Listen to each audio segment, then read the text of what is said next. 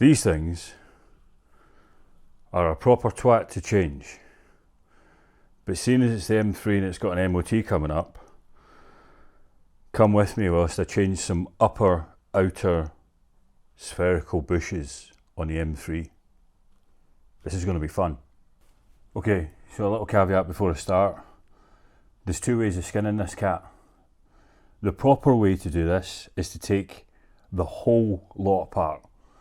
And what I mean by that is take the disc off, take the caliper off, take the entire trailing arm off the car and push this bush out in a press. 99 times out of 100, a new rear wheel bearing, possibly an alignment needs done, and it's a lot of pain that I don't really need right now. There is a kind of cheap way of doing this, and that's to take the disc and the caliper off, bend the brake dust shield down out the way so that you can get something like your big mama clamp in the back here and push the bush out, and that's what we're going to do. So what I'm going to do, I'm going to pull the disc and the caliper off, I'll get the dust shield bent out of the way, and we'll catch up once I've got ready really to push the bush out. Okay, so here's the playing field. Dust cover bent pretty far forwards. This is where we're going to work, in here. First things first, we need to get the bolt out, which is an 18mm bolt, and then get some clearance by pushing the arm down, and if we get lucky we might find that this arm will sort of sit, this leg here will sit on top of where we want to work, or I think it's this one actually, and then we can get access to both sides of this bastard bush. Let's get this godforsaken bolt out of here first. So 18mm ratchet.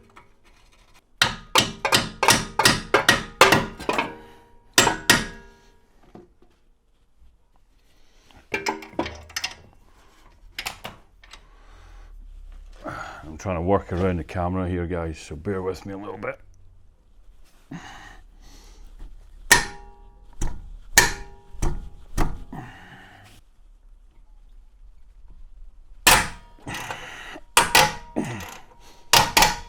Okay, so now it's moving a little bit. Hopefully this little boy will, yep, have a little play with him. Okay.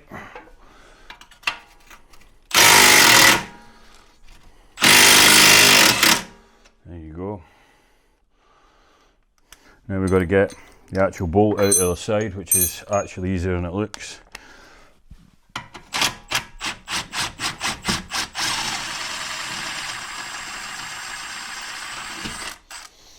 Bye bye. So now we've got a little bit of playroom here, but what I'm going to do to make it a little bit easier is undo the bolt that's down there on the bottom of the shock absorber, which is a bit of a stretch. Let's see what I can do to get in there. So what are we going to do? We're going to play a game of octopus, and we're going to use all those extra fucking arms that I've got to hold everything here and try and get it to play ball. I have a press kit, cheap eBay press kit. It's got a lovely cup on this side which will receive the bush coming out. It's not got the right size for this side. So I'm going to brute force this side with a socket that's really a bit too small, which is going to destroy the rubber boot and cause damage to this old bush, but obviously it's no bush, so it doesn't matter. When we come to put the new one in, we'll be doing a few different things. So the first thing I'm going to do, I'm just going to use the rubber boot to hold that in place, because that saves me using one of my octopus arms. And then we'll get the giant G-clamp and we'll lay him roughly where he needs to go, making sure that the back cup is centralised pretty well so that it's not going to stop the bush from coming out.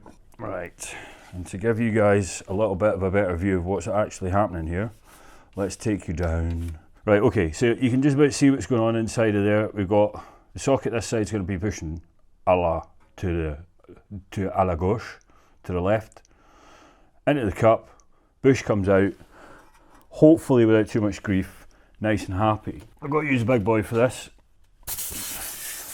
on maximum ooga doogas. Yes, I've got a leaky fucking airline, it's driving me insane.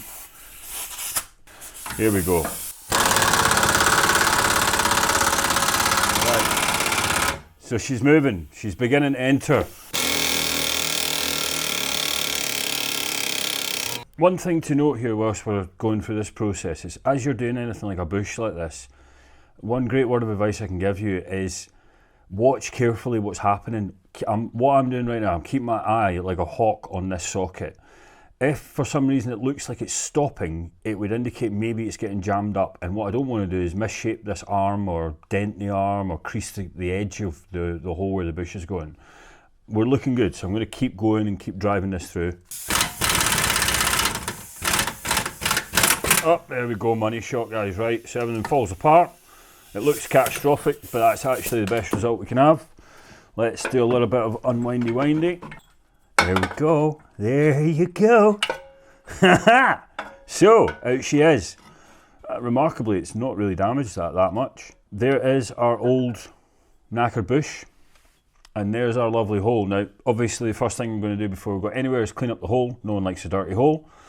Make sure there's no rust particles which are on the edge. And then I want to tell you to pay bloody attention to the way these go in. They only go one way, guys. This side of the face here is completely flat. The side round the corner, I don't know if you're going to be able to see this. I'll try and get it on the old camera. That edge there is chamfered. You might not be able to make it out on camera. Trust me, if you come to do this yourself, you'll see what I mean when you get there. So, in other words, the bush has to go in from the back side of the car to the front on this side. Have a little look at yours when you pull it apart. Study it. Make sure you're going in the right way. This is going to go this way, always, not this way. I mean, obviously it's a lot easier going from this side because you've got more room to work with, and this side just has to catch the, well, give something to hold on to. But I'll clean all this up. Before we do that, let's have a quick skew off at this bad boy. But she's very loose, and there's end float and axial float as well. So this bush, I can fairly happily say, definitely needed changing. Let's open up this little present and have a little look, see what we got going on in here. We'll get that out of the way. I've got a feeling this might be the original bush from BMW. It doesn't look to me like it's ever been off before. So I would expect in here to look really dry. The grease will be all caked. Yeah, look at that. Yeah, all caked up. Nasty. Very, very nasty, mate.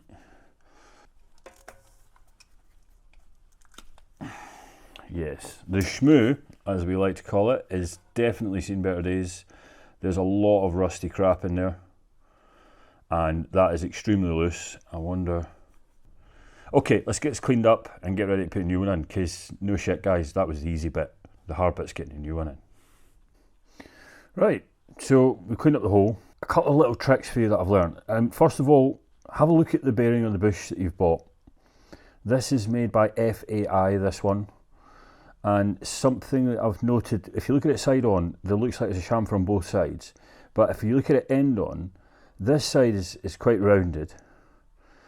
And this side is dead flat, but has a definite chamfer on this top edge. You can see it there catching the light. So we're going to end like so. Chamfer to chamfer basically. But I've learned that one of the best things that you can do when you're doing this job is get this boot off the side that you're going to be pressing in the bush from. And we'll take that little boot off. That will protect that boot from getting grunched and split when I come to press it all in. The trick to pressing these in is to have something that's exactly the same size as this outer race of the bearing, so that you can press it in nice and evenly and squarely, and something to receive it on the other side that gives you wiggle room with if you're using the thing that I'm using, the G-clamp sort of idea. Of course, I haven't got anything like that. I've got a 32mm socket, but it's small enough that it sits just on this little lip here that holds the boot on, and it will just fucking knacker that if I push in with that. So we won't be doing that, because we definitely want to get the boot on afterwards. What I have is a bearing with a plate, which looks ridiculous. But this is nice and flat. It's hard, so it's not going to deform, and it sits it's just shy of touching the middle part here. You don't want to be pressing on the middle part, obviously. You know, if I need to be telling you that, and you shouldn't really be trying to do this job. Only ever press on the outer race when you're doing bearings and bushes and all sorts of other stuff. It fits just about. I've got a little plate glued in the back of it just to give me something to press on.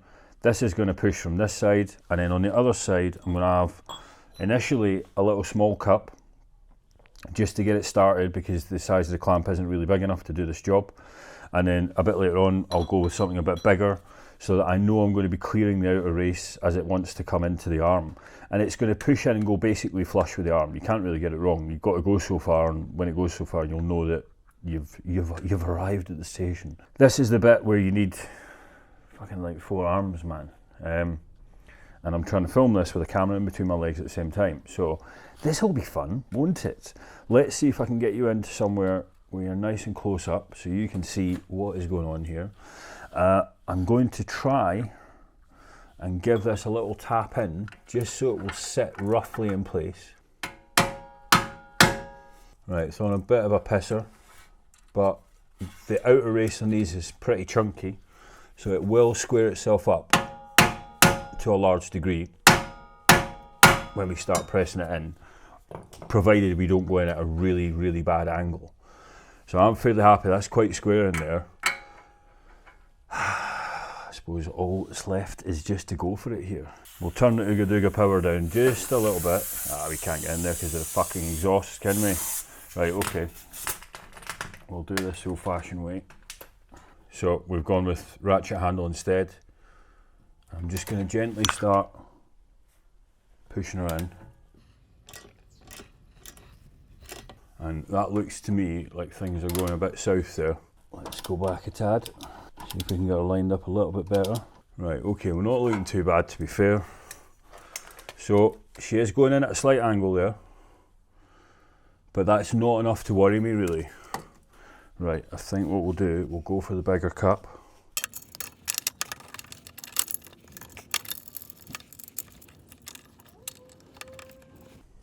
It's that balancing act of getting it to this point that's bloody hard. We're looking nice, I think. I think we're looking good. Man, I really got to get a new airline connection. It's squared up. And it's slipping in nice.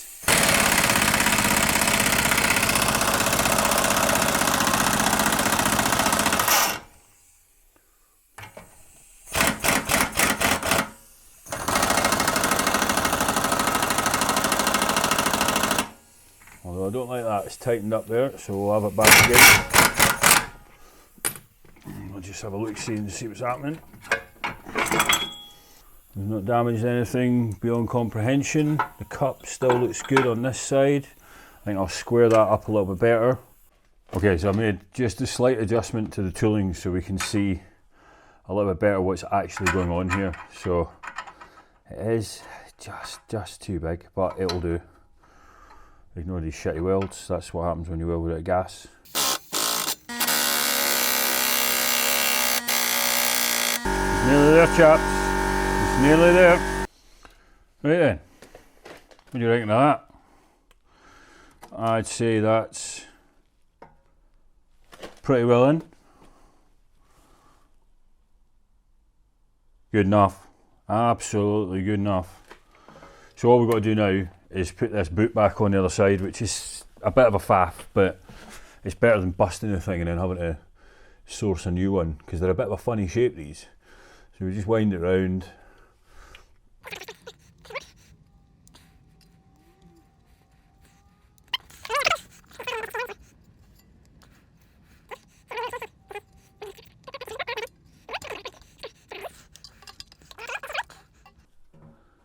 That's tasty, that, innit? Look at that, there you go, done. So there's one upper spherical bastard bush in. One of the first things you're going to want to do is get a bolt in there and try and match the angle of the arm. And now fight to get the bolt through the bush, which is never bloody easy. Oh, it wasn't too bad actually, that side. I think we'll just ease it in. A little bit off on this side.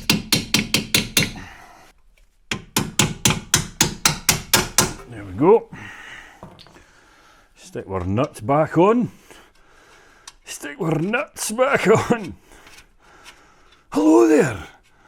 Sometimes I like spending my Saturday afternoons fighting with a fucking BMW in the garage, man.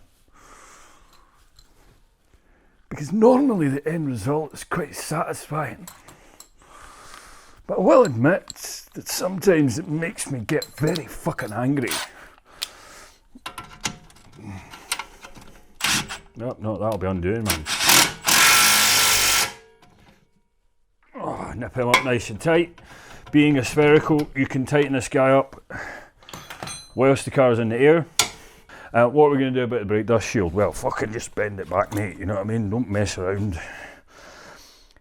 The reason you don't want to do it this way, in an ideal world, is because you'll never bend that brake dust shield back exactly the way it goes. And what you're going to notice, apart from the cracks in the shoes, yes, we'll come back to that, is the shoe is actually located in the dust shield. So you've got to get it somewhere close to where it was originally, or you're going to end up with the shoe sort of being in the wrong place inside the drum of the brake disc. What I'm going to do now, I'll put the brake disc back on, bolt up all the wheel, put the caliper back on, and then turn the wheel, and where it will scuff, because it will scuff, I'll twist and bend this brake dust shield cover until I get it not to scuff. It's as simple as that. There's no rocket science behind it, but as you can see, you know, you can get it back fairly well, you know, without too much effort. If yours is very rusty, you might have a little bit more trouble with it, but it's got to be fucking easier than taking the whole arm off, guys, doesn't it? You know what I mean?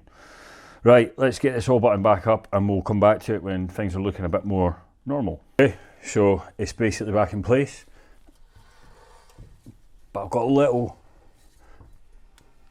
scuff, I think, so we'll pull it back towards me a touch.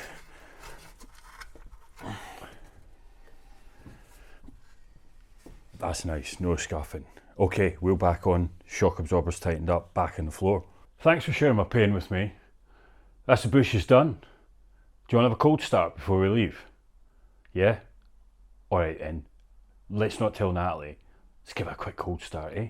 Hang on, come with me. Okay.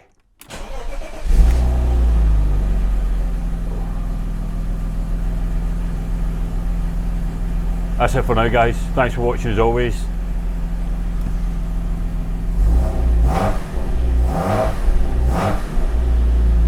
Peter out.